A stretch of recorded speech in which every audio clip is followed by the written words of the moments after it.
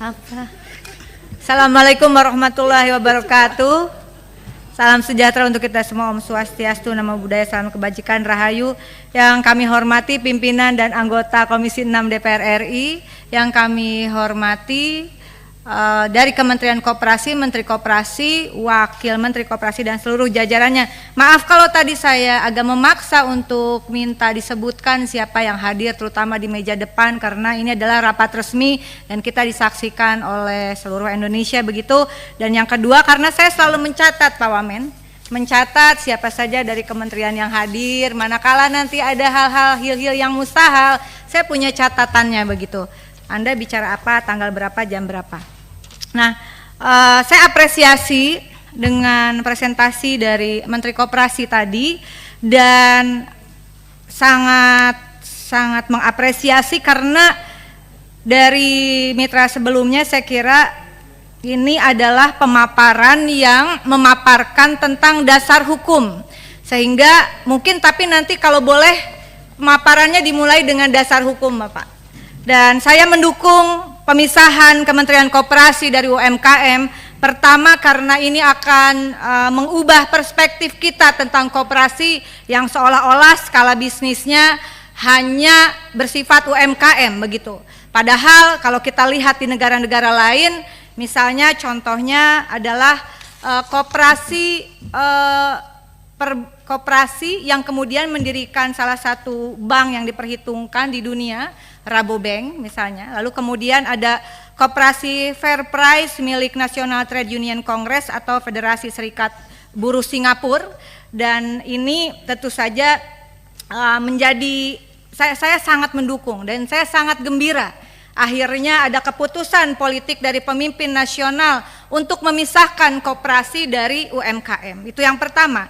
Yang kedua, sehingga dasar hukum menjadi pertimbangan yang menurut saya penting, karena kalau kita lihat tidak mungkin kementerian lembaga berjalan tanpa dasar dan payung hukum yang kuat. Dan kalau kita lihat ini sudah dipaparkan di halaman 9, mudah-mudahan nanti di pertemuan berikutnya dasar hukum ini ada di bagian depan. Saat ini dasar hukumnya adalah Peraturan Pemerintah Nomor 7 Tahun 2021 tentang kemudahan perlindungan dan pemberdayaan koperasi, masih dengan UMKM begitu. Yang ini, yang PP-nya masih dengan UMKM.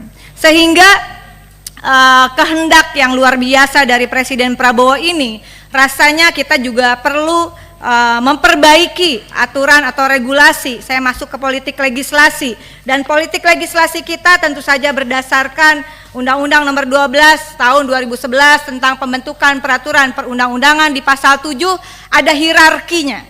Hierarki tentang pembentukan peraturan perundang-undangan dimulai dengan, betul sekali di sini, Undang-Undang Dasar tahun 1945 pasal 33 ayat 1. Perekonomian disusun sebagai usaha bersama berdasar atas asas kekeluargaan. Ayat 4-nya, perekonomian nasional diselenggarakan berdasarkan atas demokrasi ekonomi, dan seterusnya begitu. Dan yang luar biasa adalah ini pertama kali kementerian di dalam hierarki pasal 7 ayat 1 tersebut, Undang-Undang Dasar, lalu TAP MPR begitu, undang-undang, baru peraturan presiden, Perpu dan sebagai undang-undang atau Perpu, lalu kemudian peraturan presiden dan sampai peraturan daerah. Di ayat 2 hierarki memperlihatkan power dari setiap peraturan perundang-undangan, yang di bawah tidak boleh melampaui atau melanggar peraturan perundang-undangan di atasnya. Dan di sini luar biasa, belum pernah ada di dalam rapat atau saya lupa, tapi Kementerian Koperasi di era kepemimpinan Bapak sekarang memasukkan ketetapan MPR nomor 16/MPR RI/1998, karena ini menjadi penting, tentang politik ekonomi dalam rangka demokrasi ekonomi pada pasal 5, usaha kecil menengah dan koperasi sebagai pilar utama ekonomi nasional. Ini menjadi konsideran hukum menimbang. Saya langsung masuk pada usulan politik legislasi. Saya bedakan politik legislasi, politik anggaran, dan politik pengawasan. Bapak, kita harus bekerja cepat dalam, saya kira 100 hari kerja ini bisa dikerjakan simultan oleh tim di Kementerian Koperasi. Oleh karena itu saya mengusulkan di dalam rapat ini agar segera disusun naskah akademik dan draft perubahan atas undang-undang koperasi begitu. Apakah akan usulan dari Kementerian Koperasi atau usulan dari Komisi 6 nanti dibicarakan, tetapi intinya dasar hukum itu menjadi penting untuk pembentukan Kementerian Koperasi, pendirian Kementerian Koperasi, berikut turunan organisasinya dan nanti politik anggaran dan politik pengawasannya dan skup dari klasifikasi koperasi. Nah, saya ingin menekankan beberapa hal di dalam politik legislasi ini. Ada yang namanya Bapak nanti karena ada catatan-catatan penting di dalam Undang-Undang Cipta Kerja yang juga saya kritisi sebetulnya pada saat pembahasan, bahwa misalnya koperasi ini heavy-nya bukan pada investasi finansial, tetapi pada pembagian hasil terhadap anggota begitu. Dan bisa dilihat nanti di Cipta Kerja, marilah kita perbaiki di revisi Undang-Undang Koperasi. Sistem DAIFI ini menjadi penting, saya sampaikan, diusulkan oleh Dr. Charles Howard, mungkin bisa menjadi bagian naskah akademik. Sistem manajemen kebijakan pembagian keuntungan berdasarkan partisipasi pekerja dan konsumen, tidak hanya dari dasar investasi finansial. Pembagian keuntungan didasarkan atas transaksi lain seperti tenaga atau pikiran serta tanggung jawab jabatan dalam model koperasi pekerja. Pembelajaran untuk koperasi konsumen dengan prinsip buy more, get more, dan kemudian hasil produksi untuk koperasi produsen, begitu. Dan kemudian yang kedua adalah pengambilan keputusan, tidak tertumpu pada satu orang tapi juga dalam mengambil keputusan yang dasarnya adalah setiap orang sama. Dan prinsip ini saya kira mohon dibantu juga dari tim Kementerian Koperasi, sistem dengan dasar keadilan partisipatif dan dasar keadilan untuk semua, itu menjadi penting, menjadi ruh dari revisi Undang-Undang Koperasi. Yang kedua adalah terkait politik anggaran. Politik anggaran, usulan tambahan anggaran 2025 untuk program 1,7 triliun sekian, untuk kesekjenan 440 miliar sekian, total usulan anggaran adalah 2, sekian triliun begitu. Saya tidak akan memperdalam ini karena ini juga belum masanya untuk pembahasan begitu. Dan saya sepakat dengan Ibu Ketua, tentu saja kita hanya menerima Ibu ya, tapi kita juga belum bisa mengambil keputusan. Dan politik legislasi itu menurut saya juga di sini ada pimpinan yang merupakan pimpinan Dekopin. Kita harus bergegas Bapak, karena dari revisi Undang-Undang Koperasi itu maka akan terlihat postur yang kokoh atau tidak terhadap politik anggaran kepada Kementerian Koperasi. Tidak bisa hanya statement politik. Statement politik itu harus berubah menjadi keputusan politik, norma yuridis berkekuatan hukum tetap, dan karena itu saya setidaknya mudah-mudahan mendapatkan dukungan. Ini kita perjuangkan untuk menjadi program legislasi nasional prioritas setidaknya di 2025. Yang kedua adalah tentang politik pengawasan. Politik pengawasan saya ambil ilustrasi 7 September 2024, ini ada terlilit uang pinjol dan judol, pria asal Bandung curi ratusan ATM nasabah koperasi. Yang kedua 10 Juli 2024, gelapkan uang koperasi untuk judol, remaja asal Banjarnegara bikin sandiwara jadi korban judol.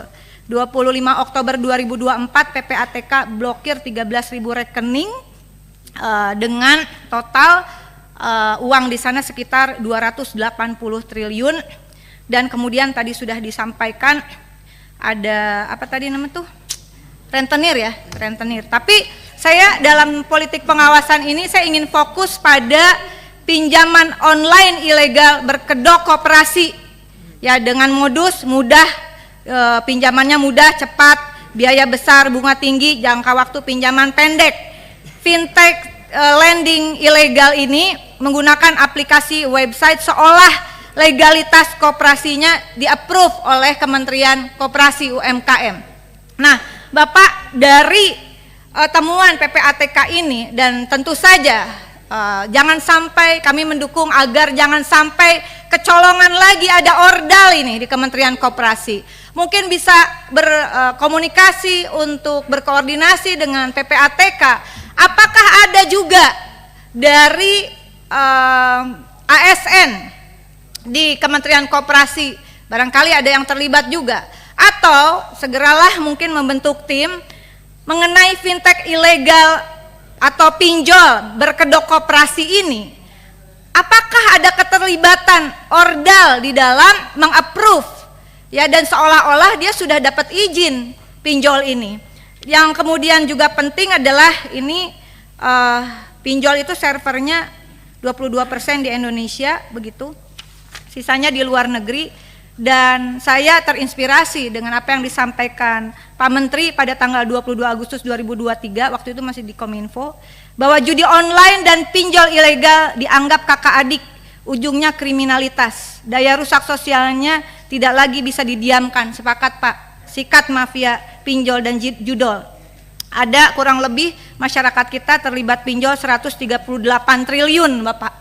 Nah, penting kiranya untuk saya kira antara pinjol ilegal berkedok koperasi, lalu kemudian ada judi online di dalamnya, lalu nanti ada kaitannya dengan tindak pidana pencucian uang, lalu ada kaitannya dengan tindak perdagangan manusia, TPPO begitu. Mohon di awal kita tidak usah berbasa-basi kayaknya, karena Pak Menteri ini lagi jadi sorotan ya dengan adanya Ordal di kementerian yang lama. Dan saya berharap langkah cepat salah satunya adalah screening Pak di kementerian Bapak, termasuk yang terlibat pinjol or judol, karena di BUMN saja contohnya Indofarma itu terlibat pinjol, pakai uang perusahaan bayarnya. Kemudian judol, apakah ada yang terlibat di dalam judol atau kemudian dia terlibat sebagai Ordal di dalam skema sindikat pinjol berkedok koperasi. Penting Pak, kasih gebrakan Pak, dan ini saya kira program 100 hari kerja, kalau memang ada yang terlibat langsung pecat Pak, langsung beri sanksi, dan usulkan, saya sudah mengusulkan secara terbuka sanksinya kepada ASN yang terlibat ke dalam judol adalah Undang-Undang ITE, Undang-Undang KUHP, dan Undang-Undang tentang penyelenggaraan negara yang bebas dan bersih dari korupsi, kolusi, dan nepotisme. Demikian pimpinan, mudah-mudahan memang agak panjang, tapi saya datang pertama karena dikasih terakhir. Mudah-mudahan sebagai penutup, terima kasih Ibu Ketua yang selalu memberi kesempatan. Wallahul muwaffiq ila aqwamit thoriq. Wassalamualaikum warahmatullahi wabarakatuh. Waalaikumsalam.